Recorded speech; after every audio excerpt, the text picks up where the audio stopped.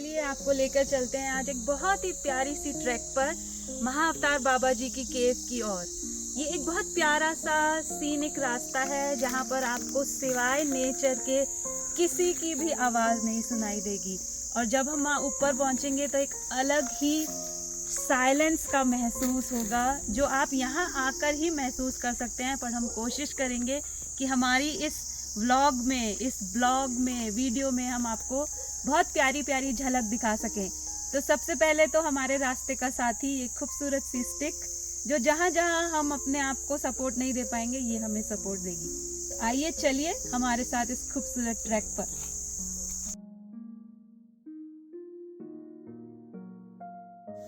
महाअवतार बाबा जी के बारे में मान्यता है कि वह एक सेंट है, संत है जो सदियों पहले इस हिमालय में चले। उन्होंने काफ़ी तपस्या की, मेडिटेशन की और ये भी माना जाता है कि वह आज भी शरीर में इस हिमालय पे कहीं ना कहीं, कभी ना कभी आपको ज़रूर मिलते हैं। तो चलते हैं बाबा जी की केव की ओर जहाँ हम बैठेंगे और साइलेंस का अनुभव करेंगे। पहाड़ों पे कहीं से भी पानी की एक स्ट्रीम निकलती है और वह ध्वनि पहाड़ों की ध्वनि को और ऐड कर देती है। श्वास छोड़ते जाएं, आगे बढ़ते जाएं।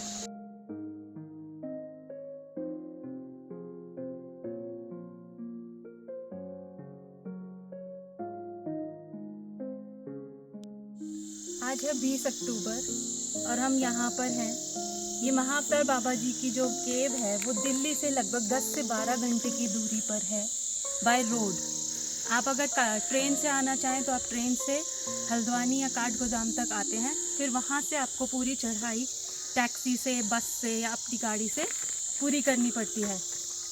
इस समय इधर का तापमान दिन में रहता है 15 डिग्री से 17 डिग्री तक और रात में काफ़ी नीचे डिप कर जाता है 6 से 7 डिग्री के बीच में।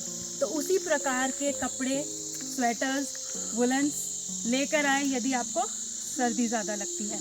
और जब आप यहाँ आएंगे तो सुनेंगे पेड़ों की ये धुन, पहाड़ों की ये मधुर ध्वनि।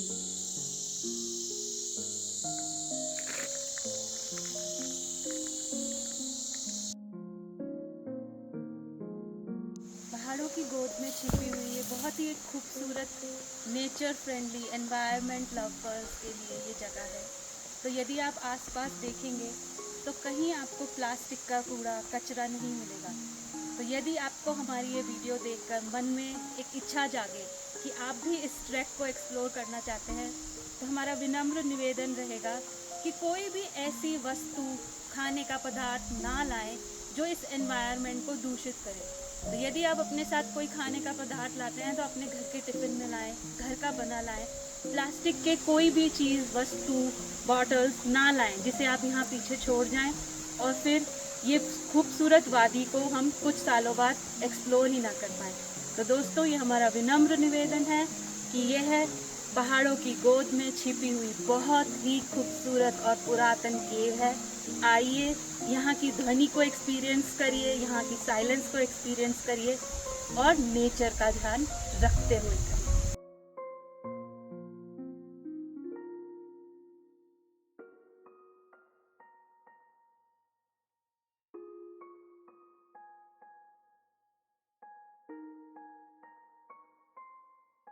कुछ रूल्स हैं, टाइमिंग्स हैं।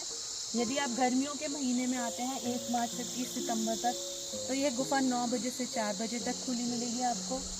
यदि आप अक्टूबर 1 से लेके फरवरी तक आते हैं तो ये गुफा 10 बजे से 3:30 बजे तक आपको खुली मिलेगी। और यदि आप गाइड के साथ आते हैं वो आपको एस्कॉर्ट करेगा, नहीं तो जगह जगह पर आपको ऐसे केव की तरफ जाते हुए रास्ते के मार्गदर्शक मिलेंगे। पहाड़ों पे जब भी आप आए, जहाँ आपको लगे बैठ जाएं, एक पॉज लें, सांस लें, सृष्टि को देखें, महसूस करें। यहाँ कोई कंपटीशन नहीं है कि हमें इतनी जल्दी चलना है, इतनी जल्दी ही ऊपर पहुँचना है। बिल्कुल अपने शरीर के साथ जुड़े रहें, शरीर की सुने, धीरे धीरे धीरे धीरे आगे बढ़ते रहें। जहाँ भी लगे वहाँ एक पॉज और बैठ जाएं। और फिर से तैयार हो जाएं आगे बढ़ने के लिए।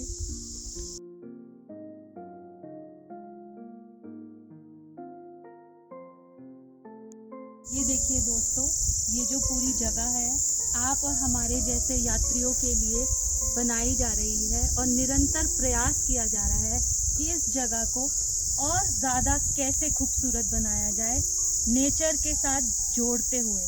तो आपसे फिर से गुजारिश है, कोई प्लास्टिक का पदार्थ यदि आप अपने साथ लाते हैं तो अपने साथ ही वापस लेकर जाइएगा। और आगे चल के मैं बताऊंगी कि इस जगह को मेंटेन करने में किसका योगदान है।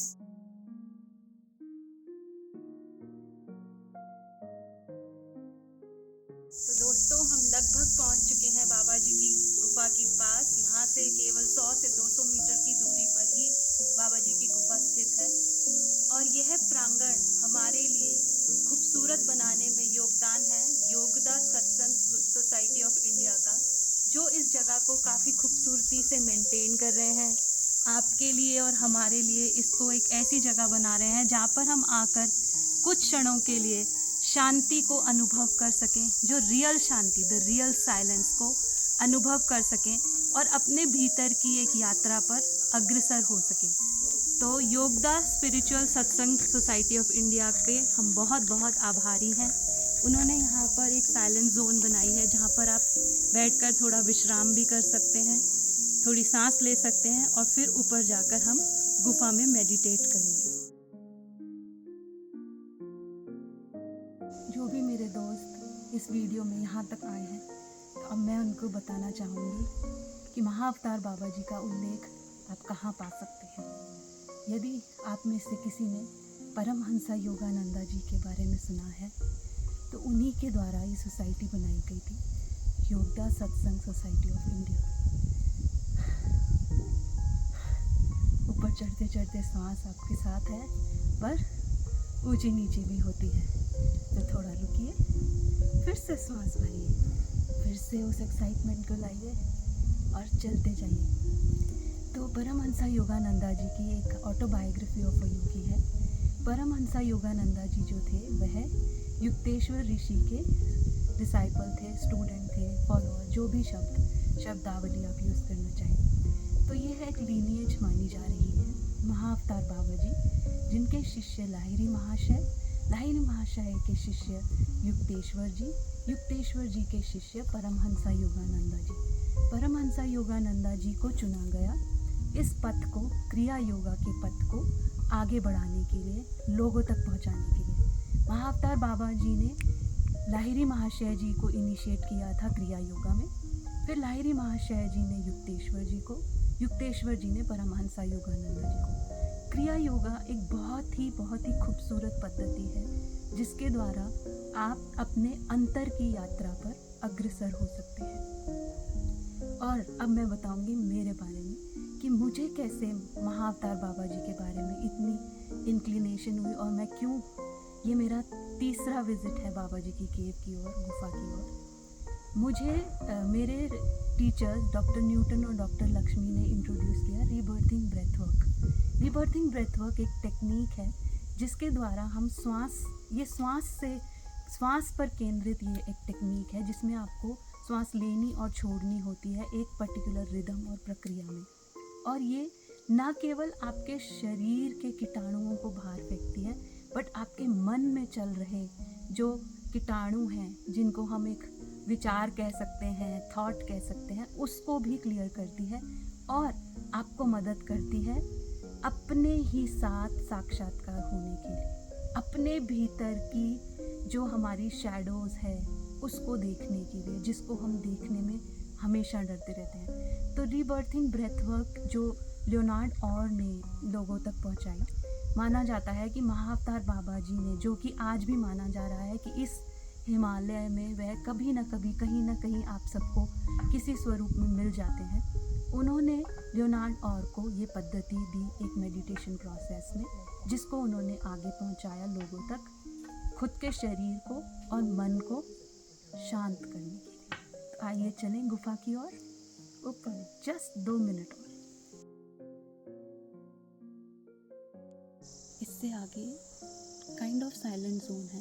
ये आपके भीतर, अगर आपके भीतर की शांति को आप अनुभव करना चाहते हैं, क्योंकि वहाँ हम जैसे बहुत सारे मित्र होंगे जो ध्यान मग्न होंगे, तो आप इससे आगे जब चलें तो पूर्णतः मौन में चलें और कोशिश करें कि अपने साथ रहें, अपने भीतर रहें और वहाँ के सह मित्रों को कोई भी ध्वनि बाधा ना करें, ताकि वह अपने ध्यान से इधर उधर ना हो। तो अब हम चलते हैं साइलेंट जोन की ओर।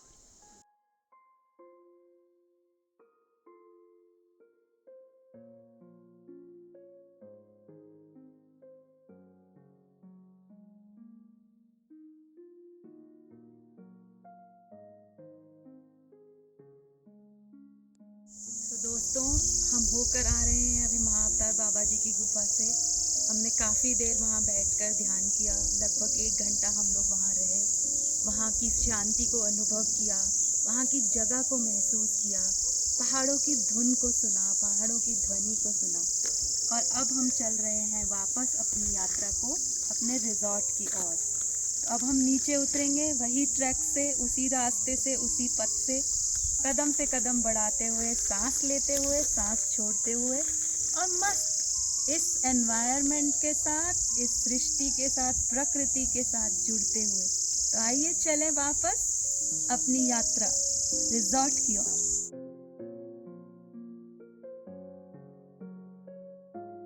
जब हम ट्रैकिंग में नीचे की ओर जा रहे होते हैं तो साइंटिफिक प्रिंसिपल जो ग्रेविटी का है वो हमें खींच रहा होता है। तो हम खुद ब खुद धीरे धीरे धीरे धीरे करके नीचे खिंचते चले जाते हैं। तो जब हम ट्रैकिंग में ऊपर की ओर आ रहे हों तो एक बात का हम ज़रूर ध्यान रखें कि जो हमारे मित्र ऊपर से नीचे उतर रहे हैं उनको हम रास्ता दें, हम थोड़ा सा साइड होकर रुक जाएं, क्योंकि वो ऑलरेडी ग्रेविटी से खींच रहे होते हैं, अपने शरीर की ताकत को यूज़ कर रहे होते हैं। तो ये एक प्रेम पूर्वक जेस्चर होगा कि हम साइड होकर उनको पहले उतर जाने दें और फिर हम अपनी यात्रा को पूरा करें।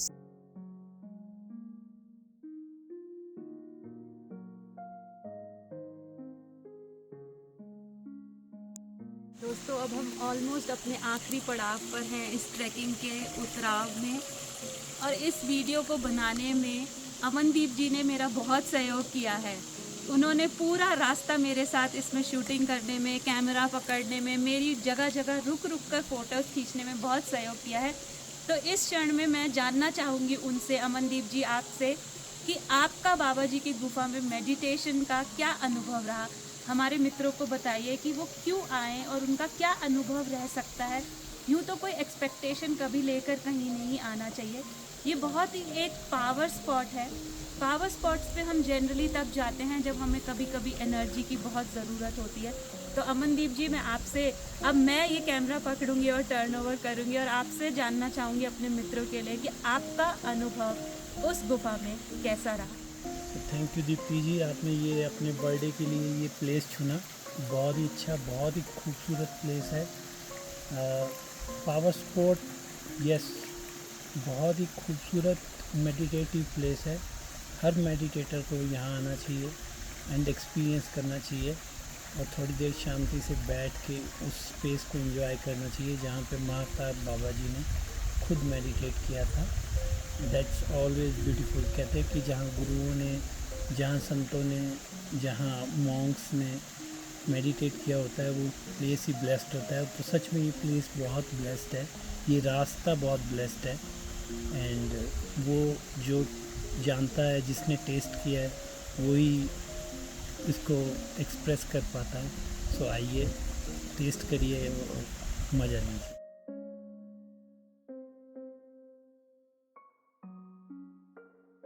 तो दोस्तों, आप पहुँचे हैं हम ऑलमोस्ट अपने रिजॉर्ट के पास। मेरे पीछे वो हट सी आपको दिख रही होगी, ये है वानप्रस्थ रिजॉर्ट, जो बाबा जी की गुफा से केवल 1 किलोमीटर की ट्रैकिंग पर स्थित है। इस रिजॉर्ट के बारे में हम आपको अपनी अगली वीडियो में बताएंगे, तो ज़रूर ट्यून रहिएगा हमारे पेज पर। ये बहुत ही खूबसूरत nature friendly yoga retreat resort है।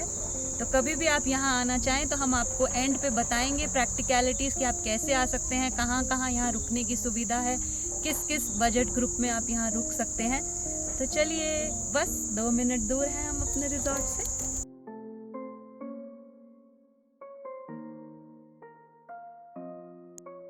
फ्रेंड्स, ये है हमारा वानप्रस्थ रिजॉर्ट। अब हम आपको बताते हैं यहाँ पहुँचने के कितने तरीके हैं। बाबा जी की केव जो स्थित है वो है द्वाराहाट डिस्ट्रिक्ट के अंदर, कुकुचीना के पास। तो दूनागिरी द्वारा, जब आप दिल्ली से आएंगे तो नियरेस्ट जो एयरपोर्ट है वो बेस्ट एयरपोर्ट वहीं से ही पड़ता है। तो माध्यम अगर एयर से आने का है तो आप दिल्ली उतरिए, वहाँ से आप चाहें तो हल्द्वानी तक की ट्रेन ले सकते हैं, काठगोदाम तक की ट्रेन ले सकते हैं। बहुत ही कंफर्टेबल शताब्दी वहाँ से चलती है। या फिर आप वहाँ से बाय रोड आ सकते हैं। रोड की जर्नी लगभग 10 से 12 घंटे की होगी दिल्ली से यहाँ तक की। और यहाँ रहने के लिए काफ़ी सारे जगहें हैं, जिनमें से एक है ये वानप्रस्थ रिजॉर्ट, एक है दूनागिरी रिजॉर्ट और एक है जोशी गेस्ट हाउस। तो हर अलग अलग बजट के ये 3 तरीके के काफ़ी कंफर्टेबल रेजिडेंस स्टेज हैं जहाँ आप रुक सकते हैं। अगर आप बाय ट्रेन आते हैं तो हल्द्वानी से लेके यहाँ तक फिर आपको टैक्सी का या कोई और रूट लेना पड़ेगा, माध्यम लेना पड़ेगा। यदि आपको हमारी वीडियो अच्छी लगी है और आप सोच रहे हैं यहाँ आने का, तो ये बातों का ज़रूर ध्यान रखें कि प्रॉपर ट्रैकिंग के शूज़ हों। चप्पल के द्वारा आप पूरी ट्रैकिंग नहीं कर सकेंगे क्योंकि पथरीली रास्ता है। और आप प्रॉपर कंफर्टेबल क्लोथ्स में आएँ, ढीले या जो आपको कंफर्टेबल लगे, maybe tracking pants, tracking salwar suit, कोई भी जिसमें आप कंफर्टेबल रहें और चल सकें। थोड़ा पथरीला रास्ता है तो दोस्तों शूज़ का ज़रूर ज़रूर ज़रूर ध्यान रखें। और यदि आप सर्दियों में आने की सोचते हैं तो भाई 15 डिग्री से 17 डिग्री अभी अक्टूबर में है, ये धीरे धीरे धीरे धीरे घटता जाएगा। दिसंबर में यहाँ होगी काफ़ी ठंड, हो सकता है बर्फ़ भी गिरे। यदि आप नए साल पे यहाँ आना चाहते हैं तो अगर लकी हैं आप तो शायद आपको बर्फ़ भी दिखे यहाँ पर comfortable clothes, proper warm clothes लेकर आइएगा दोस्तों, और हमारे साथ जुड़े रहिएगा। Thank you.